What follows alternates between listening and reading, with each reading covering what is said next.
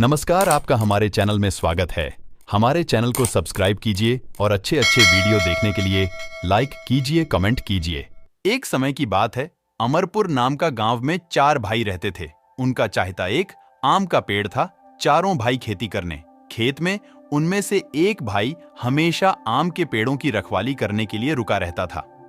अगले दिन सुबह सुबह एक साधु उनके द्वारा पर आता है और उनसे कहता है कि मुझे काफी भूख लगी हुई है। मैं वह आम के पेड़ के पास आया और उसे दिन बड़ा भाई आम के पेड़ के रखवाली कर रहा था। उस भिखारी ने कहा कि भगवान के नाम पर कुछ खाने को दे दीजिए, मुझे काफी भूख लगी है। उसे गरीब भिखारी ने हाथ फैलाकर कहा कि ईश्वर के नाम पर मुझे आम दे दो बाबा, आपको एक ही आम दे सकता हूं, बाकी आप मेरे भाइयों के हिस्से का है। भाई आम के पेड़ की रखवाली कर रहा था। उसे दिन भी वही भिखारी आया और एक पके हुए आम की मांग करने लगा तो दूसरे भाई ने कहा, मैं आपको एक आम दे देता हूं कि बाकी सब आम मेरे भाइयों के हिस्से के हैं, मैं आपको नहीं दे सकता। मेरे हिस्से का एक आम आपको दे देता हूं। भिखारी उसका धन्यवाद करके चला गया। फिर तीसरे दिन वही भिखारी आया वापस और उसे समय तीसरा भाई वहां पर मौजूद था। तीसरी भाई से कहा कि मुझे काफी भूख लगी हुई है, मुझे एक आम दे दीजिए। तीसरे भाई ने भी उस भिखारी को एक आम दे दिया और कहा कि बाकी आम मेरे भाइयों के हिस्से का है, मैं अपने हिस्सों में से एक आम आपको दे रहा हूं। भिखारी फिर धन्यवाद करके चला गया। वहीं भिखारी आया वापस और उसे समय चौथा भाई वहां पर मौजूद था। चौथे भाई से कहा कि मुझे काफी भूख लगी हुई है, मुझे एक आम दे दीजिए। चौथे भाई ने भी उस भिखारी को एक आम दे दिया और कहा कि बाकी आम मेरे भाइयों के हिस्से का है, मैं अपने हिस्सों में से एक आम आपको दे रहा हूं। भिखारी फिर ने कहा कि कल मैं चारों भाइयों से मिलने आऊंगा सुबह। अगले दिन सुबह सुबह वह साधु चारों भाइयों से मिलने के लिए उनके घर पर आया और उनको कहा कि क्या आप एक आम के पेड़ की रखवाली कर रहे हो? आपको इससे अच्छा काम मैं देता हूं, आप सब चलिए मेरे साथ। वह सब साधु की बात मानकर साधु के साथ चलने लगे। चलते चलते उनका साधु एक घने जंगलों में लेकर चला गया और कहा कि आप चारों भाइयों में से किसकी क्या इच्छा है? मुझ। चलते चलते वह एक बड़ी गहरी नदी के सामने पहुंचे और साधु ने कहा, सबसे बड़े बेटे को मांगो। बेटा, तुमको क्या चाहिए? कितना अच्छा होता कि इस नदी का जल मदिरा में बदल जाए। साधु ने अपनी छड़ी घुमाई और नदी का पानी मदिरा बन गया और सभी लोग बड़े बड़े डब्बू में उसे भरकर घर ले जाने लगे। कुछ देर में ही ऐसा लगा कि एक बड़ा बड़ा व्यवसाय चल रहा है। लोग इधर उधर भाग रहे थे, अपने काम में व्यस्त थे और बड़ा भाई को लोग मलिक मलिक करके संबोधित कर रहे थे। साधु के रूप में जो था उसने कहा कि तुम्हारी इच्छा पूर्ण हुई ने, पर तुम गरीबों की मदद हमेशा करना, गरीबों को भूल मत जाना। उसने कहा कि मैं हमेशा मदद करूंगा। साधु का धन्यवाद किया और साधु वहां से चले गए। साधु बड़े भाई को मदिरा को व्यवसाय में लगाकर तीनों भाइयों को लेकर जंगल में चलाया कि वह एक बड़े मैदान में पहुंचे जहां सारे कबूतर दाना चुग रहे थे।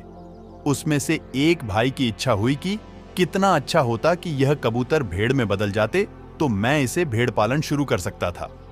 साधु ने कहा कि यही इच्छा तेरी पूरी हुई। उसके बाद सब कबूतर भेड़ बन गए। साधु ने तीसरी भाई को भी भेड़ का व्यवसाय देकर और 2 भाइयों को लेकर जंगल में चलाया और कहा कि बताइए आपकी इच्छा क्या है? तो उसमें से तीसरा भाई बोला कि काश कि यह चंदन के पेड़ सब मेरे हो जाए। साधु ने कहा, तेरी इच्छा पूर्ण हुई कि सारे चंदन के पेड़ तेरे हुए। साधु ने कहा, गरीबों की मदद करना मत भूलना। तीसरी भाई ने भी कहा कि मैं गरीबों की मदद। साधु चौथे भाई को लेकर जंगल में फिर चलाया। उसने चौथी भाई से कहा कि बताओ तुम्हारी क्या इच्छा है? चौथे भाई ने कहा कि मुझे इस दुनिया की सबसे खूबसूरत सुंदरी से शादी करनी है। साधु ने कहा कि इस धरती पर एक ही सुंदरी ऐसी है जिससे तेरी शादी में करवा देता हूं। जा, तेरी इच्छा भी कबूल हुई, पर तू हमेशा गरीबों की मदद जरूर करता। उसने साधु का धन्यवाद किया। 1 साल बाद वह दूता फिर धरती पर आया और उसने साधु का रूप धारण किया और कि बड़े भाई से पहले मिलने आया और कहा कि भगवान के नाम पर 1 गिलास शराब दे दे।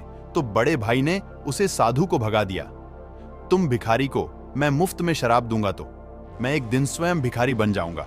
ऐसे कहकर भिखारी को भगा दिया तो साधु ने छड़ी घुमाई और बड़ा भाई फिर पहली परिस्थिति में आ गया। साधु बहुत नाराज हुआ। उसने कहा, बड़े भाई को कि तुम गरीबों को भूल गए। मैंने तुम्हें कहा था, तुम जिस दिन गरीबों को भूल जाओगे यह जादू भी खत्म हो जाएगा। तो तुम अब जो अपने आम के पेड़ की रखवाली करो। ऐसा कहकर वह साधु दूसरे भाई के पास आया और उसे कहा कि भगवान के नाम पर पनीर थोड़ा सा दे। तीसरी भाई ने, भागो, मैं आप जैसे भिखारी हूं, लोगों को पनीर के पीस दूंगा। मुफ्त में तो मैं एक दिन आप जैसा ही दिखाई हो जाऊंगा। साधु यह बात सुनकर बहुत क्रोधित हुआ। उसने कहा कि तुम्हें मैंने कहा था। साधु ने छड़ी घुमाई। दूसरा भाई भी वही स्थिति में आ गया जहां से वह चला था। तीसरे भाई के पास जाकर देखा है कि वही स्थिति देख रहा है कि सब गरीबों की मदद करना भूल गए।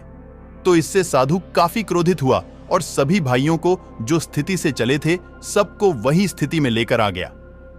भाई मिलकर साधु से क्षमा मांगने लग गए। कहा है कि वही स्थिति देख रहा है कि सब गरीबों की मदद करना भूल गए।